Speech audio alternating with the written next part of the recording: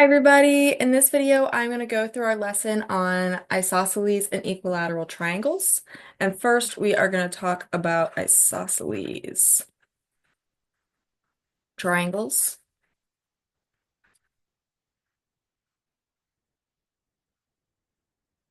And what I want to do first is actually draw an isosceles triangle. Ah, that's not it. Pick two.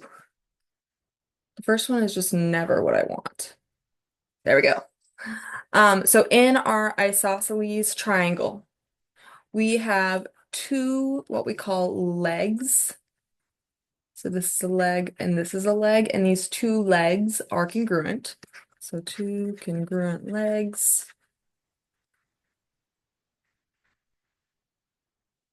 Along with opposite the legs, we have these congruent, I'll do some purple, these congruent base angles.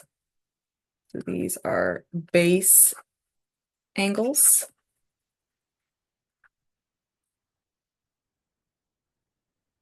And they are congruent.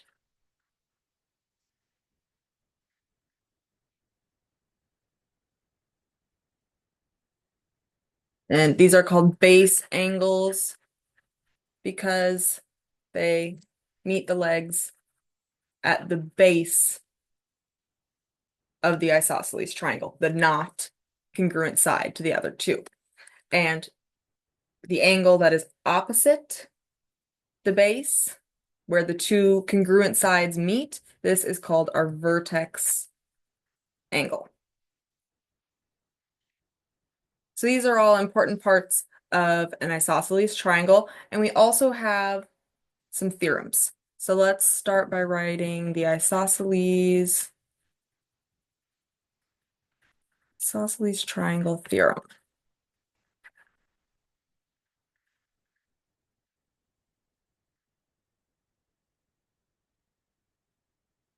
Which states that if two sides of a triangle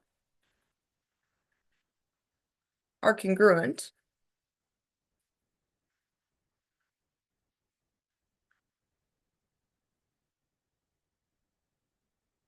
then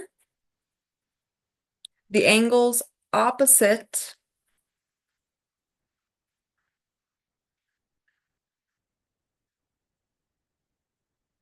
those sides are congruent.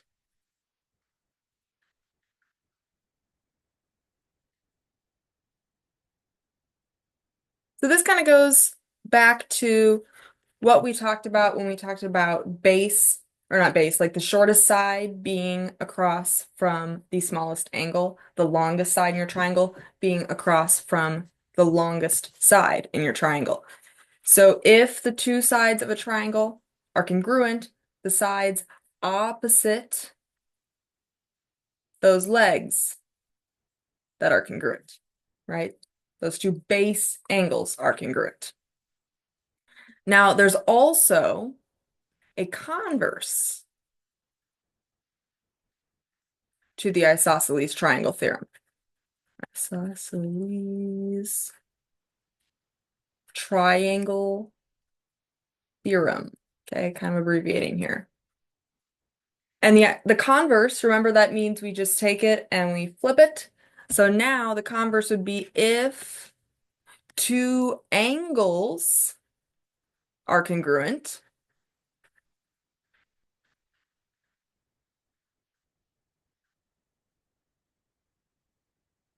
then the opposite sides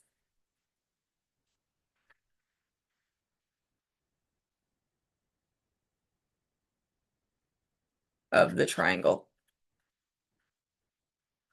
are congruent. So it's literally just the opposite. The first one said, if we know we have these two congruent sides, that's not quite what I wanted. If we know we have these two congruent sides, then we know the angles opposite. And the converse says if we know the two angles, then we know the opposite sides. It goes either way. So let's do it like that. Okay, now let's talk about equilateral triangles.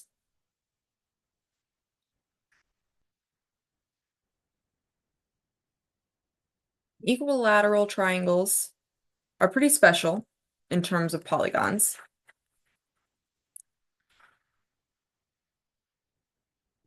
So please remember, in general, equilateral is different than equiangular or equiangular. Excuse me. So equilateral means that you have all congruent sides. So all sides are congruent. So if I have an equilateral triangle just based off of the word equilateral, that means all of these sides should be congruent. Equiangular or equiangular means that all of your angles are congruent.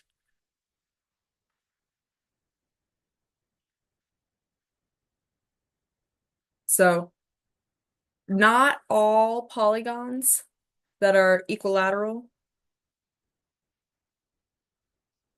are equiangular. So you have to be just a little bit careful. But we have some special corollaries specifically about equilateral triangles. So let's write the first corollary here. So these are in the OMHS, but they're not really labeled other than corollary. So I'm gonna say this is corollary 1, and it's just in relation to this. And maybe I'll even say it's equilateral triangle corollary 1. And this corollary is if a triangle is equilateral,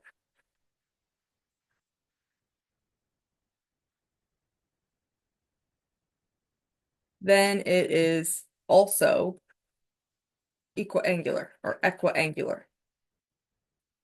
So if your sides are the same side or same size, if you have congruent sides, you also have congruent angles in your triangle. So since we have all these congruent sides, we know all the angles are congruent. And then to go with that, oh, I didn't realize I didn't finish spelling.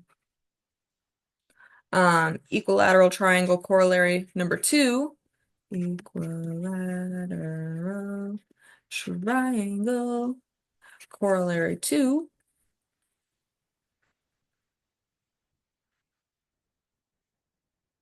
is if a triangle is, ooh, let me fix that. There we go. If a triangle is equiangular,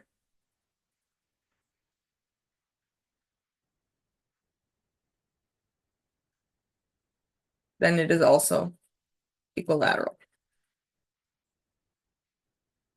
So arguably you could put that together and say it works either way. All right, let's look at some examples.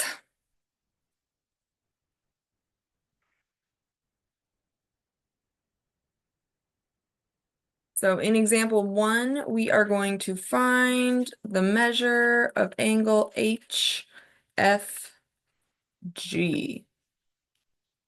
So here is our diagram. That wasn't going to be right. Better, perfect. So here's our diagram. This is triangle FGH, and these two sides are marked. And then we know this angle here this is just given in the diagram. That angle is 102 degrees. So this is the diagram as it's given. We want to find the measure of angle HFG. So that's really just angle F. Since this is a triangle, I might just name it as angle F for convenience. And notice overall that triangle FGH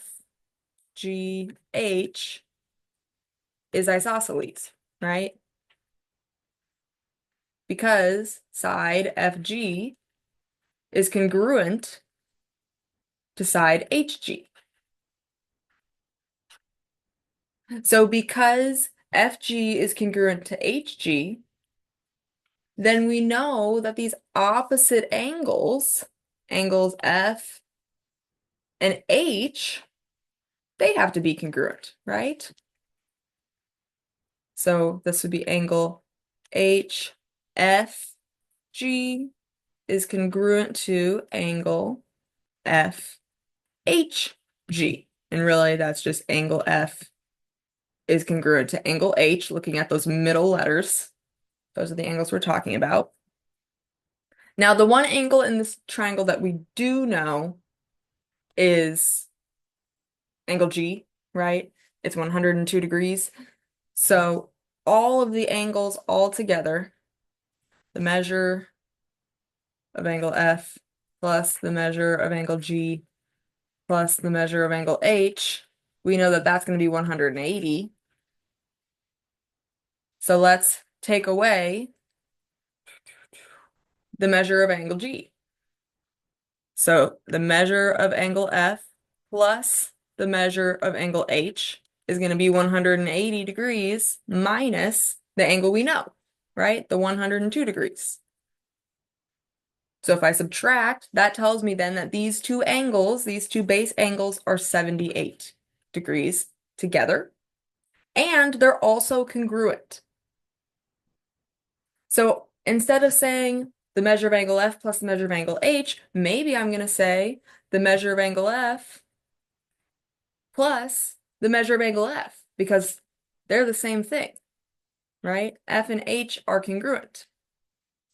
So I'm really just adding two of this angle together, right? Two of the measure of angle F should be 78 degrees.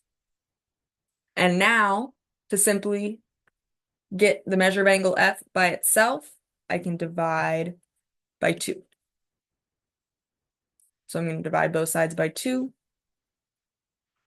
And 78 divided by 2 tells me the measure of angle F, which again, remember, this is really the measure of angle HFG, like the problem was asking. It is 39 degrees.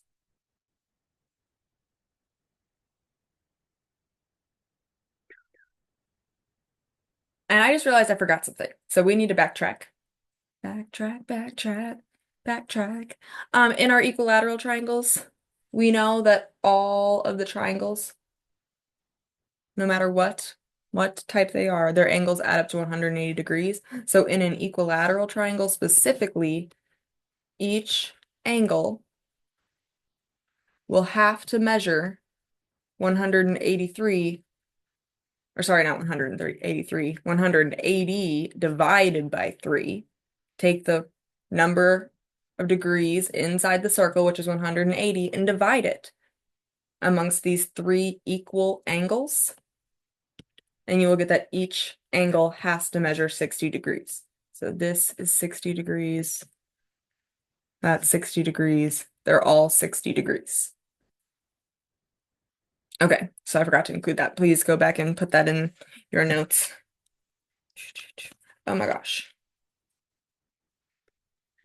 My paper's getting stuck. Okay.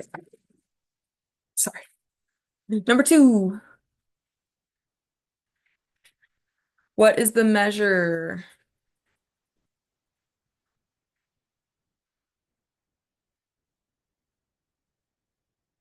of WV, segment WV? And here our diagram is going to look like so.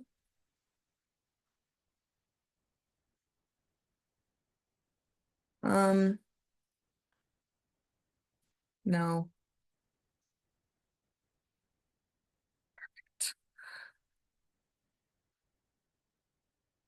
So this is VW and this is X. So VW is 6y plus 4 WX is 81 minus Y, and then VX is 8Y minus 18.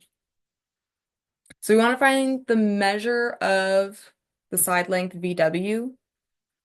And note that right now, the measure of VW is 6Y plus 4. So I'm going to need to figure out what is Y, right? If I can figure out what Y is, then I can substitute it back in. Now, looking at this, I notice that all of the angles are congruent, right? Angle W, angle V, and angle X are all the same.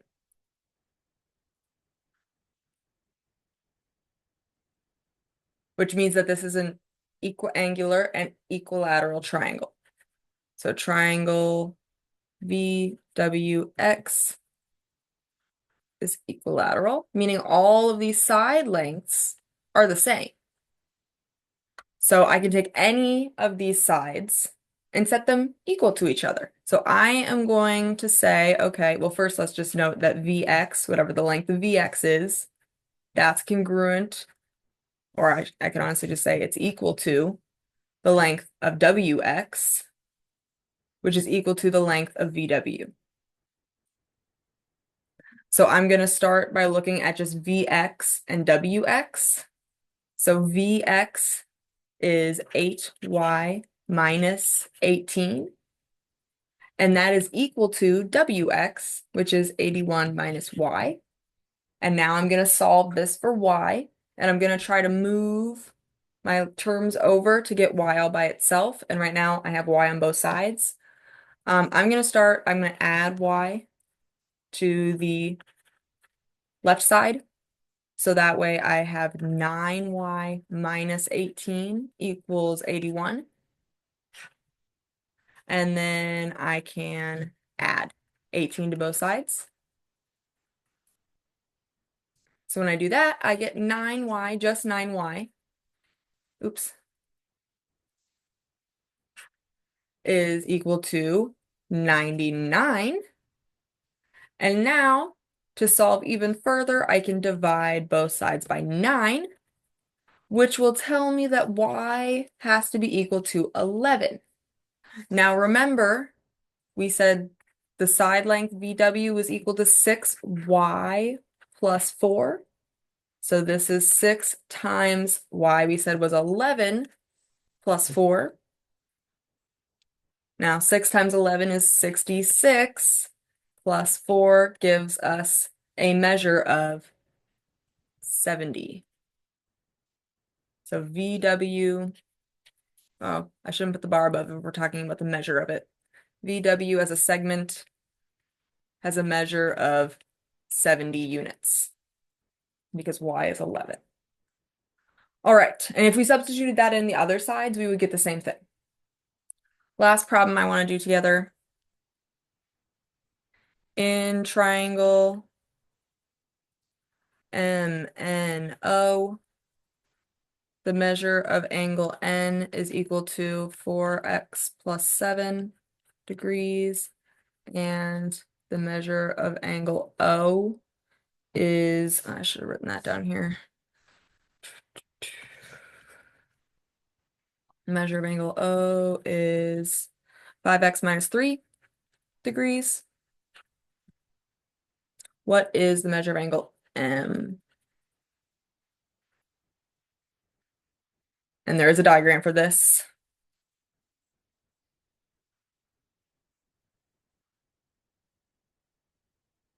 So here is, oops, backwards. M, N, O. So this is what the diagram looks like. We know the measure of angle N, right? That's 4x plus 7 degrees. And the measure of angle O is 5x minus 3 degrees. We also know that NM is congruent to OM, which means that triangle MNO is isosceles. And these base angles are congruent, right? I could also use this to then just say that angle N is congruent to angle O, or their measures are the same. So let's set these two equal to each other. I have 4x plus 7. This has to equal 5x minus 3. And now I can solve for x, and let's see what we get. And then we'll go from there. So solving for x, I'm going to begin by, I'm going to move the 4x first over to the other side. So that will give me 7 is equal to x minus 3. And then I can add 3 to both sides, which gets me that x is 10. So I know x is 10. And that can help me because now I can find the measure of n and then the measure of angle O. So I'm going to say, or I'm going to use the fact that the measure of angle n is 4x plus 7 degrees. So we know x is 10. So this is 4 times 10 plus 7. Oops. And 4 times 10 is 40 plus 7. And 40 plus 7 is 47. So the measure of angle N and also the measure of angle O then are both 47. So what's the measure of angle M? Well, we know that that is going to be that missing angle. We know the 2, so let's multiply 47 by 2. 2 times 47 is 94, right? I don't want to get this wrong. For some reason, second guessing myself. Yes, 94. I don't know why I second guess myself. You could also use a calculator, but 2 times 7 is 14, and 2 times 8, or sorry, 2 times 4 is 80, or 2 times 40, I should say.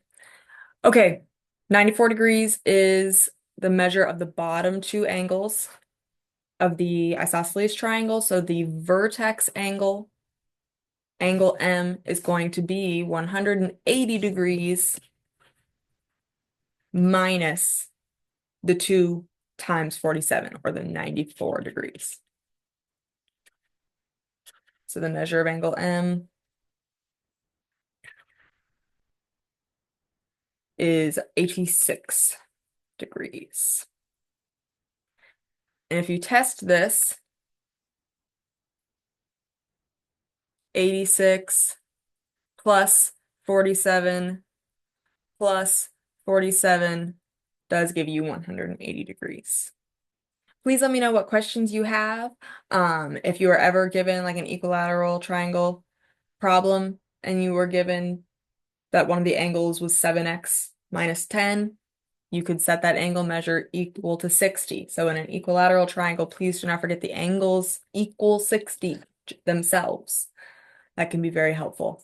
And I look forward to seeing you in class.